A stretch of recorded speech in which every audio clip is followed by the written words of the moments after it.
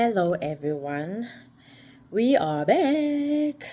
Today we're going to be reading 1 Samuel 8 verse 1 until verse 28, and we're going to be learning about Israel's demands of a king. And before that we were reading chapter 7, and it was mostly just about how Samuel judged Israel and going between four cities, and yeah, just going between all of the four cities.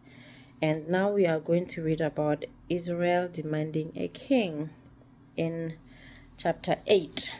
So it's quite short, I think. So yeah, when Samuel became old, he made his son judges over Israel. So which kind of makes sense, because usually when you are the boss or president of something, you want your sons to take care of the business after you. So I believe it makes sense. So yeah, the name of his firstborn son was Joel, and the name of his second was Abijah. So he had two sons, Joel and Abijah, who were now going to take over after him, and they were judges in Beersheba. So yeah, they were judges in Beersheba, and yet his sons did not walk in his ways, but turned aside after again. So his sons were not obedient to God, basically, and they did their own thing. And yeah, so over and over again they kept disobeying God, and obviously the Israelites noticed all of this. So after they took bribes and prevented justice. So this just explains how they were messing around. So they were like, oh, today my tongue is not cooperating. So they were taking bribes and preventing justice. They were, yeah, just if you have money, then justice can be bought. So that was basically their mission. Then all the leaders of Israel gathered together and came to Samuel at Ramah and said to him, "Behold, you are old, and your sons do not walk in your ways." So which makes sense. I guess you can say the way the sons of Samuel were messing everything, they motivated the Israelites to want a king.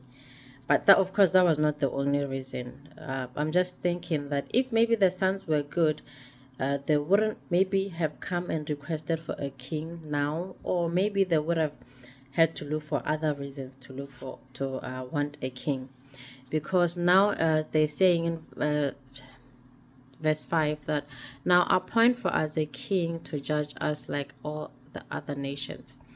So is it a coincidence that they want a king, or is it because they saw how the other nations were judged, or how the other nations had kings, and they were like, okay, we also want that. We also want someone to rule over us. Or yeah, was it because the sons of Samuel were unjust?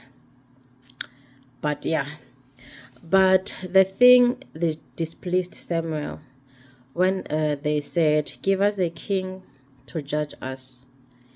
And yeah, Samuel prayed to the Lord. So obviously Samuel, having the kind of relationship that we had with God, he was disappointed to hear that now these people don't want basically God to be their king. They want a human, someone who can die just like them, to be a king. So Samuel was obviously disappointed, and also thinking like, yeah, now you want someone who will not necessarily have a direct relationship with God to rule over you just because other nations are doing that. So you know how our parents always said, so if you saw your friends going to jump off a bridge, are you also going to join them? So basically this is what the Israelites are doing here, because they saw others jumping off a bridge, so now they also want to jump off. So they're curious how it's going to be. And they're asking Samuel, give us a king to judge us. And Samuel prayed to the Lord, and the Lord said to Samuel, obey the voice of the people in all they say to you, for they have not rejected you, but they have rejected me from being king over them. So now I can kind of hear the pain in what God is saying, because by the Israelites asking for a human king, they are rejecting God, the King of all kings. So they are now asking for a human to judge them, to rule over them. Yeah, someone with faults, and yeah, someone who also obviously messed up, like they keep messing up. A king might not be able to forgive them like God keeps forgiving them. So verse 8 says, according to all the deeds that they have done from the day I brought them up out of Egypt, even to this day, forsaking me and serving other gods, so they are also doing to you. So now obey their voice. Only you shall solemnly warn them and show them the ways of the king who shall reign over them. So basically here God is saying, like, they have not rejected you, they rejected me. They have rejected me. I brought them out of Egypt. I did so many things to get them here, and yet they don't want me. They want other kings, like other people. Basically, they want to serve a servant instead of serving the real king. So God is saying, don't be rejected. I did all of these things, and yet from the day that I brought them out of Egypt, they like, from the moment that I brought them out of Egypt, they already sinned against me. They already disobeyed me. So you are just here now, and you are hurt by all of this. So imagine me. So I can kind of hear the pain and understand. Like, yes, we have always done this. Like, you would sin, ask for forgiveness, and God forgives you. But then, like, it's like as soon as you're forgiven, you go back and sin again, which has always been the case with the Israelites. And honestly, I can see with us too. Like, you make a mistake and you ask for forgiveness, you're forgiven, but then you go back again and hurt the person again. So and most of the time we tend to understand pain when it is happening to us. When we are afflicting that pain, you're like, I'm sorry, I said I'm sorry, don't hold it against me. But then when it is like you are the one being wronged, now all of a sudden you understand, okay, you hurt me, you hurt me. So yeah, I can see, I can understand. We have always in our normal day-to-day life, there are so many things that we do that do not honor God, and we don't even think about them. We don't even consider them. Like, we just like, yeah, it's okay, it's normal, and we're not even thinking, like, yeah, being a human being. So now Samuel warns against kings. So Samuel told all the words of the Lord to the people who were asking for a king, and he said, this will be the ways of the king who will reign over you. So yeah, Samuel told all the words of the Lord to the people. Yeah, so basically Samuel relayed everything that the Lord told him to the people, and saying that this is how the king that you want to rule over you will reign over you. So basically, this is what you're asking for. Be sure that this is what you want. This is what you're asking for, so be sure that this is what you want. And yeah, he will take your sons and appoint them to his chariots and to be his horsemen, and to run before his chariots. Like in the as far as I know, I don't think there are any kingdoms that are like that right now, but back then obviously they were like this. So men had to serve in the army, and so back then there were no cars, so there were chariots and horsemen. So who was going to ride them? You and your sons. Yeah. So, and he will appoint for himself commanders of thousands and commanders of fifties, and some to plow his ground and to reap his harvest, and to make his implement of war and equipment of his chariots. So basically here, you are applying to be a servant while you are not a servant right now. You are asking for something that was never yours. Like, you never even had to worry about that. But now, because you saw how others are living, you're like, yeah, I also want that too. I also want that for myself. So yeah, you are going to be servants. You are going to work and toil for this man that you want as your king, and he will make you workers, basically his workers, his servants. You will plow his ground, and you will harvest his plow and reap his harvest, and fight for him. So basically, yes, yeah, he will make your daughters to be perfumers and cooks and bakers. So the women, you are going to serve him, be perfumers, be cooks and bakers. And he will take the best of your fields and vineyards and olive orchards and give them to his servants. So you think the best, you are going to get to keep the best for yourself. But because now you are going to have a king, he is going to rule over everything that you basically made, even everything that you was yours in the first place. So now you are going to have to give up what you worked hard for, or your life, just so to please this king or to serve him. This is what you're asking for: the best of the vineyards, the best of your olive orchard, and you are also going to be servants now. And he will take the tenth of your grain and of your vineyards and give it to his officers and his servants. So whatever he is not keeping for himself, he will give to his officers and his servants. To imagine. So now you are working and living freely, working for your ground, and everything that you are doing is for you and your family to live. But because now you want a king, you will have to give him some, like the best of what your land can produce, the best of what you can do. That's what you're asking for.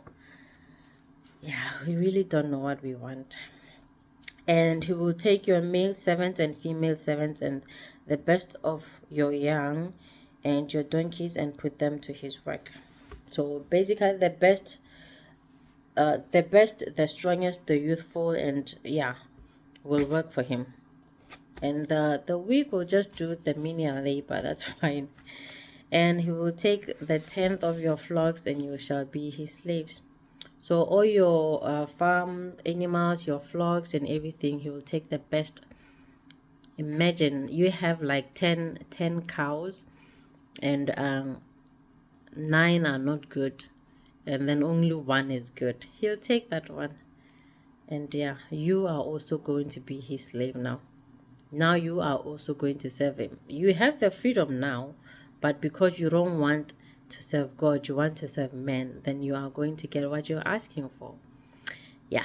And in that way you will cry, and because of your king, or in that way you will cry out because of your king, whom you have chosen for yourself, but the Lord will not answer you in that day.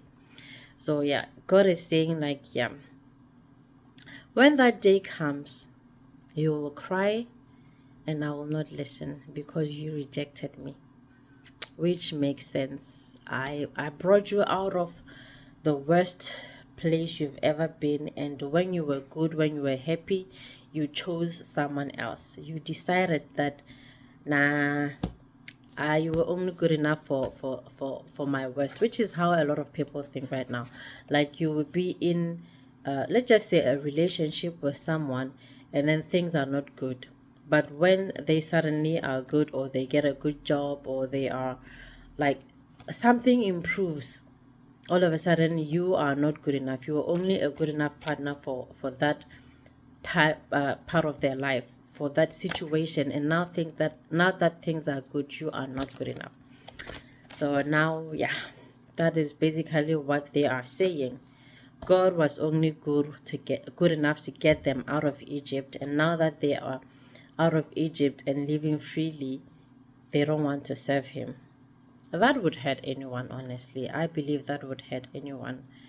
And yeah, even me. So imagine I'm there with you through your worst, but when suddenly things are finally working out, you're like, nah, this is not going to work out. that would break in one's heart. So I understand. The Lord grants Israel's request. This is verse 19. But the people refused to obey the voice of Samuel. So the people were like, no, we don't care. We hear what you're saying, but it's not what we want. We still want what we want. So yeah. And they said, no, but there shall be a king over us, that we also may be like all the nations, and that our king may judge us and go out before us and fight our battles. So basically all they want is just to be like other nations, to have a king who will judge over them and go fight their battles. But knowing exactly what God said before is like, the king is not going to fight your battles. He is going to make you fight his battles. So you are going to be the soldiers of his battles. I don't know. I hope that makes sense. So yeah, you are like, God was fighting for you. God was fighting with you. And now you don't want him. You want a king who will fight for your battles. But yeah, and when Samuel had heard all the words of the people, he repeated them to the ears of the Lord. And the Lord said to Samuel, obey their voice and make them a king. And Samuel then said to the men of Israel, go, every man to his city. So yeah, remember the people came to Samuel and said like, hey man, we want a king. And Samuel spoke to the Lord. The Lord was like, okay, I hear you, but warn them. Tell them how a king will be with them, how a king will rule over them. And they were like, no, we don't care. We just want a king. I mean, other people have a king. They seem happy. We also want a king. Someone to judge over us and to rule over us. Someone we can obey. Yeah. That's the end. Honestly, I don't know if I was in those times, I don't think I would want a king. I don't know if it's because I've been exposed to the life without a king. Like the only king I serve is my Father, my Lord, my Savior, my Jesus. That's the only king I serve. So having been through everything I've been through, and now on the other side, I know like it's not like I'm going to die soon, hopefully.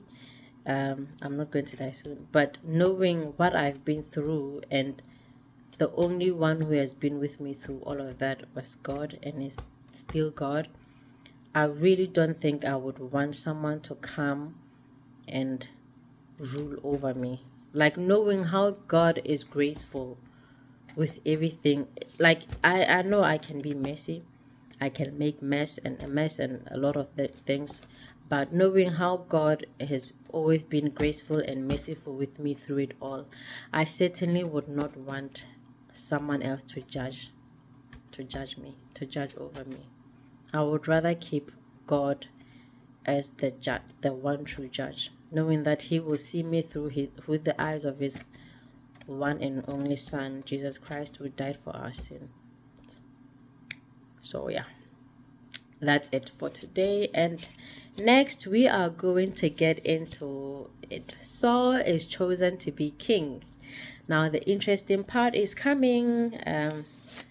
Yeah, I've been excited to read for you this part for you guys, and it's not that bad. But yeah, stay tuned and see you next time. Mwah.